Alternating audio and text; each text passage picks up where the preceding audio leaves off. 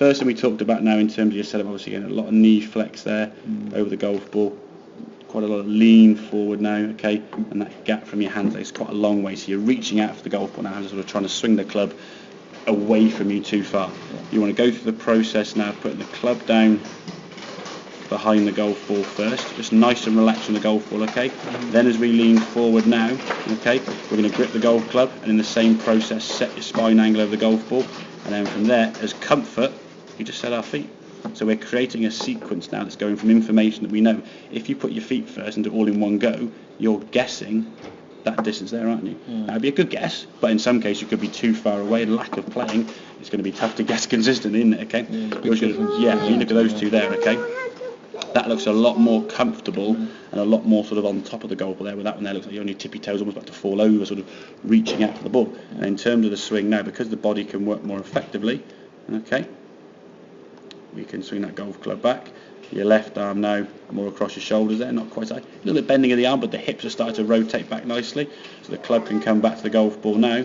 We can square that club face up. You can see that golf ball now straight towards the target. So we can then rotate the body through, full release the body, and the ball then flying down the range, as we can see, straight to your target. So we can go through that sequence each time. For me, that's going to be a lot easier for you to think about a routine and a sequence. And anything we do in day-to-day life, we've got a routine. Even getting in your car, you get in your car now, you put your seatbelt on, you put your hammer, you do that without even thinking about it. You look at a learner driver, they get in there, it's about 35 seconds or something, okay, this, mirror, seatbelt, and then the handbrake's on, and clutches, new ignition, biting point, and all those things. You get in your car and boom, you do it.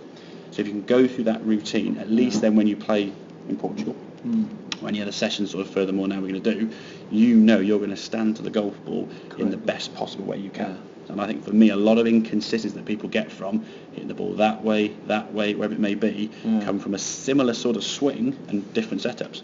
If you stand too far from the ball and you're reaching, you then got to make an adjustment to that. If you don't adjust to it with the same swing, you're going to get different contacts and different parts of the club face. If you catch the toe part of the club, it might twist the club face open. You catch in the hosel, it might shank out to the side there. If you can't reach, you catch the bottom of the golf ball, you top it. I do that and then, I think the topping, for me, the biggest thing we see, and unfortunately, when people top the golf ball, especially tall people, the first thing they do is just to bend the knees more.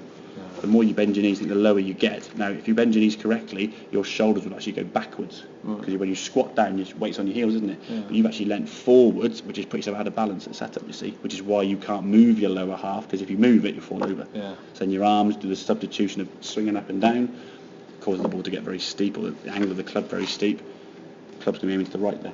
And then with longer clubs, you just try and swing it further left with the driver to try and stop it going there, and it becomes, unfortunately, one of them. It does. Does that make sense of that concept? Yeah. Okay. Have a couple of the driver ones. So just go through that same sequence and we'll see how it goes from there, okay?